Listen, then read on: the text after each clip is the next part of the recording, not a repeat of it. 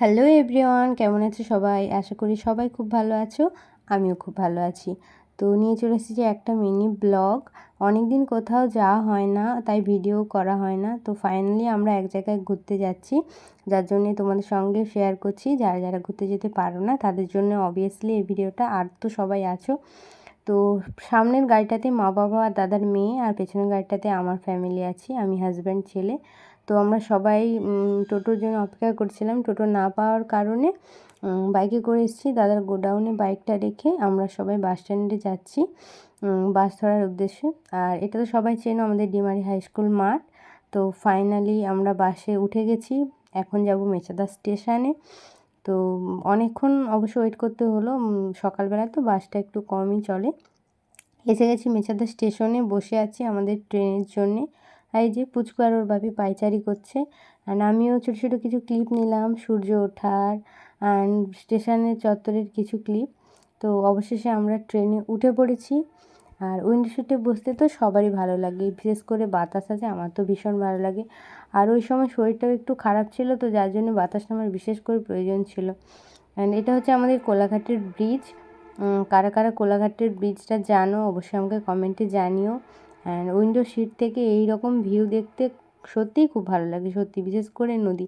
আমাকে যদি কেউ বলে পাহাড়ে বা সমুদ্রে কোথায় তুমি যেতে চাও, অবভিয়াসলি আমি সমুদ্রে যেতে চাই, আমার খুব ভালো লাগে।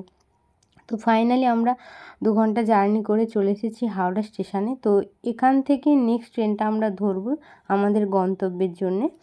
তো আমার একটু জ্বর এসছে, তো আমি কিছু খেয়ে নিচ্ছি, কারণ একটা ওষুধ না খেলে আমি যেতেই হয়তো পারবো না। তো ভীষণ পরিমাণে অস্বস্তি করছে।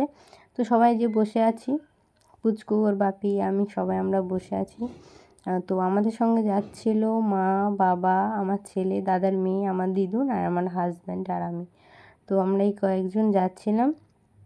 দাদার মেয়ের অবশ্য যাওয়ার কথা ছিল না, ও ভীষণ কান্নাকাটি করার জন্য আমাদের সাথে নিয়ে নিলাম।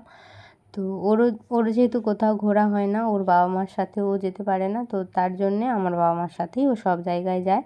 তো এই যে বাবু দাঁড়িয়ে দাঁড়িয়ে বাইরের ভিউটা এনজয় করছে। ও অবশ্য অনেক ভোর থেকেই আমাদের সাথে উঠেছে। তো বললাম ঘুমিয়ে পড়, ঘুমাচ্ছে না। আর ট্রেনে যেহেতু এত ভিড়, অনেকক্ষণ ছাড়া এই পাশের লোকালটা দেয়, তো তো তার জন্যে ভীষণ ভিড়। তো দাঁড়িয়ে বসে যেভাবে হোক যাচ্ছি। আর একটা ইন্টারেস্টিং ব্যাপার হলো, ট্রেনে ওঠার সময় আমার হাতটা অলরেডি এতটাইভাবে মুড়ে গেছিলো, আমি ভাবলাম হয়তো ভেঙেই গেল।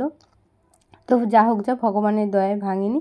আর এই পাশে দেখো প্রত্যেকটা মাঠে মানে ভর্তি ভর্তি চাষ, বিভিন্ন ধরনের পটল, টমেটোর, পাট, প্রচুর চাষ, দেখে খুব ভালো লাগলো।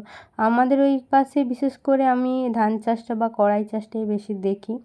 তো যাই হোক, ফাইনালি কথা বলতে বলতে তোমার সাথে আমরা আমাদের গন্তব্য স্টেশনে এসে গেছি, নেমেও পড়েছি। তো এখন আমরা টোটোতে করে আমাদের যেখানে যাওয়ার ওখানে আমরা যাব। তো ভিডিওটা লাস্ট অবধি দেখার জন্য সবাইকে অসংখ্য ধন্যবাদ। নেক্সট পার্টটা দেখলে বুঝতে পারবে যে আমরা কোথায় যাচ্ছি। তো এখন ভীষণ টায়ার্ড লাগছে, সেই ভোর থেকে উঠে জার্নি করেছি। তো অবস্থা খুবই খারাপ, এই যে দেখতে পাচ্ছ। এখন আমরা যাই, গিয়ে একটু রেস্ট নিই। ততক্ষণ অবধি সবাই ভালো থেকো, সুস্থ থেকো, সাবধানে থেকো। আর নেক্সট ভিডিওর জন্য অবশ্যই অপেক্ষা করো। আর এই ভিডিওতে একটা লাইক অ্যান্ড কমেন্ট করে যেও। সবাই ভালো থেকো, টাটা।